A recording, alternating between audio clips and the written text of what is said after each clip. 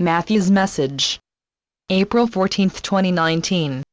With loving greetings from all souls at this station, this is Matthew. We have been asked if there is one particular aspect of life on Earth that light workers can focus on and speed the civilization's evolution. For untold ages, civilizations on the planet were devolving due to their inhumane treatment of each other and the animals. Therefore, that behavior's opposite, love, kindness, and respect for all life, must be the pathway to a civilization's evolution. And indeed it is, dear family. Light's high vibrations that are opening minds and hearts are moving the society toward benevolence in all aspects of life there. It is true that progress is seriously lagging in some areas, and here a reader's comment is pertinent. I would like to know what souls at Matthew's station say about our prison and judicial systems, and how they are affecting planetary and personal ascension. That imprisonment may be a karmic choice notwithstanding, one of your world's great ills is its prisoner population. We see what you do yourselves. In oppressive regimes, people deemed political dissidents are locked up with no legal recourse, deprived of basic necessities and often subjected to torture, and treatment of prisoners of war is much the same. People called minorities are given lengthy sentences for minor legal infractions and sent to prisons, often overcrowded, that provide little or no rehabilitation services, and some who are known to be innocent of the charges nevertheless are found guilty in flawed or corrupted judicial systems. If individuals who commit white-collar crimes are convicted, these felons serve short periods in facilities that provide them with customary comforts and conveniences.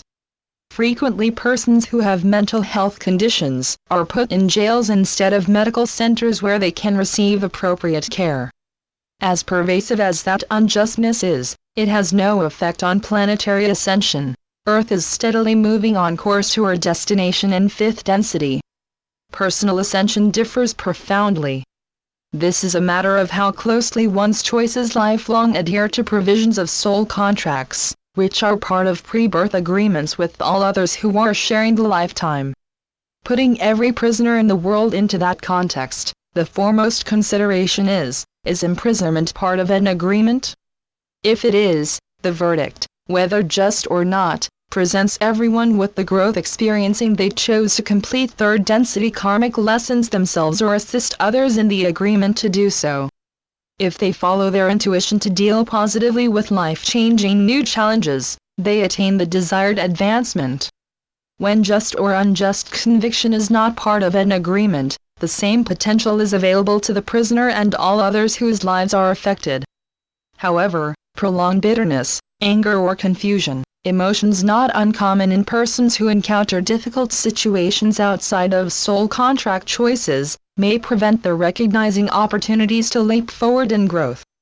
Other considerations that pertain to every prisoner also may or may not be contract provisions, the act that led to imprisonment, behavior toward other prisoners and the facility's staff, how incarceration time is spent, and, if paroled, choices of activity, attitudes, and new or old circle of acquaintances. That latitude of possible reactions is in addition to all choices prior to imprisonment, and that is why the world's prisoner population comprises persons whose ascension status is third, fourth, and in the case of volunteer souls from other civilizations, higher density. Greed and corruption go hand in hand with the power to wield the threat of imprisonment over the multitudes, and what the society does about that and the future of the many millions who are imprisoned is a significant factor in the evolutionary pace of Earth's civilization. Few people know what you do, sending forth love light energy to souls in prison camps, and the leaders of those oppressive regimes will help end that tyranny. But it is widely known that reducing incidents of crime requires remedying conditions that often lead to them: despair due to poverty, easy access to street drugs and weapons, lack of education and guidance, menial or no employment, prejudice in its many forms.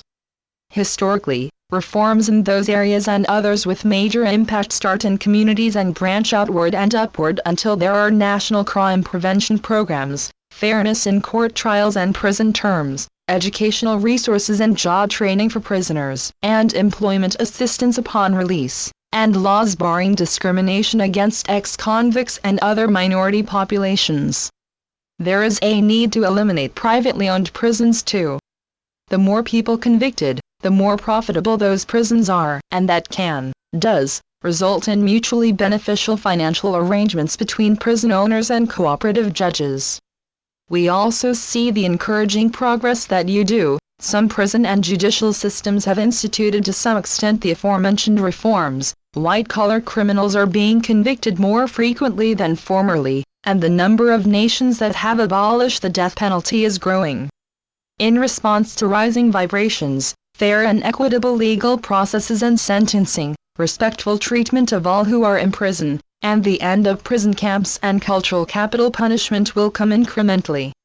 When Earth's golden age is in full bloom, there will be no prisons anywhere in your world. Will a vegetarian or vegan diet help regenerate DNA? Yes, to a degree when the intention is to help end the plight of animals in factory farms, and we honor everyone who chooses those diets for that reason. However, it is the collective energy of a person's overall attitudes, beliefs, and deeds that determines the amount of light the body absorbs, and light is what transforms carbon cells into the crystalline, wherein dormant DNA strands are reactivated. If the cells of a highly evolved human were examined in a scientific lab today, would the change from carbon-based cells to crystalline base be measurable? If so, what do scientists make of this unexplained change in the human body? If there were an accurate measuring method, there would be a detectable difference in carbon and crystalline cell tissue, but your scientists wouldn't know what causes it. Bodies with crystalline cells will become the new normal as individuals living on the planet continue evolving, and evolved souls incarnate there, and the scientists among them will know how light affects cellular structure. What advice can you give regarding the implantation of etheric devices into us? Please can you explain who puts them there, why, what they are for, and most importantly, how do we get rid of them? What you refer to as etheric devices most likely is DNA coding that keeps specific cellular memory intact so cumulative souls personages living in various civilizations retain knowledge of their beginnings and ancestral heritage. Now then, there are physical implants, and some are designed for mind control, but in antiquity that was only a ruse to create fear. When puppets of the dark forces deactivated DNA strands in nascent civilizations to weaken them in all aspects of being, they told the peoples that they had been implanted with a non-removable substance that not only would control their minds, but would be inherited by all generations of their descendants. How better to create fear, whose low vibrations feed and refuel dark ones, thereby assuring their survival. As civilizations evolved, that implantation claim was forgotten, and eons later in linear time, dark ones on Earth conducted an actual mind control program. They conditioned captive individuals through severe physical, mental and emotional maltreatment, then implanted program devices that when triggered, caused the individuals to carry out assigned tasks. Men were programmed to engage in random shootings, then kill themselves. Women's programming was to relay confidential information to specified persons and perform required sex acts, then forget the entire experience. However, long before that program developed, mass mind control was successfully managed by religious dogma and schooling that kept the peoples ignorant of everything the Dark Ones did not want known. They promoted concepts that also served them well. Killing the enemy is patriotism and proves love of country. Whatever authorities do is in your best interests. Violence in arenas and coliseums, and millennia later in films and games, is for your entertainment. And, whenever one of the myriad dark activities did come to light, the controlled mainstream media called it conspiracy theory, the label that dooms truthful information's credibility. As intensifying light exposed more and more darkness, mind control became less and less effective. The Dark Ones abandoned their program of conditioning individuals to act upon strategic triggers, but they couldn't stop people from questioning authorities and governments, religions, the media and economic, corporate, healthcare, sports, entertainment, legal and judicial sectors. They cannot stop the peoples from freeing their world of dark control, and that, dear ones, is undergirding Earth civilization's evolution. Are all billionaires and multimillionaires Illuminati? Will Reval take away their money and distribute it to the rest of the population? No, not all of the world's wealthiest individuals are Illuminati, and it is only the Illuminati's illegally or morally amassed fortunes that will be retrieved and used to end impoverishment throughout the world. The purpose of Reval, currency revaluation, is to institute a global economic system based on precious metals.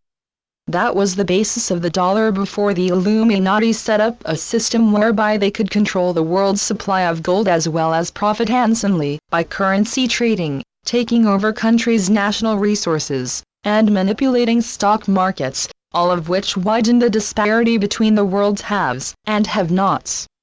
Eventually Earth's peoples will learn what evolved civilizations have long known, the exchange of goods for services, and helping every person on the planet thrive, enables the entire populace to live prosperously and harmoniously in a peaceful world. Matthew and other messengers from the light have said the Illuminati wanted to establish a world government but lost the power to do that. Recently I read an article about a unified global government that sounds like the Illuminati plan. Please ask Matthew about this. Without knowing what the article stated about a unified global government, we can only speak about what we do know. New World Order and One World Government are two designations for the authoritarian rule the Illuminati plan to implement after they eliminated most of the world's population through wars, pandemics, toxic pollutants and starvation. They intended to let enough people survive to grow and prepare their food, provide medical care and education, clean homes and public buildings, provide transportation, utilities, clothing, construction, landscaping, repairs, in short, a population of servants that would supply whatever the Illuminati wanted. There is a world of difference between that plan and what is in Earth's future. The best aspects of your current governing philosophies will be integrated into one that will serve all peoples worldwide, with universal laws and the honoring of nature as the basis, and individuals internationally respected for wisdom, prudence, and moral integrity chosen as leaders. This form of governance, which in linear time is in discussion and planning stages, is flourishing in the continuum, and the joy-filled populace is thriving. Advanced spiritual and conscious awareness replaces man-made religious dogma and unjust laws. Oppression and warring are history, so are castes and other superficial forms of divisiveness, and all of humankind shares in Earth's abundance. Beloved lightworkers, you are the vanguard of the strengthening movements that ultimately will manifest that world. Never are you alone in this service to Earth's people. The unconditional love of God and all other light beings throughout this universe is supporting you every step of the way. Love and peace. Channeled by Suzanne Ward.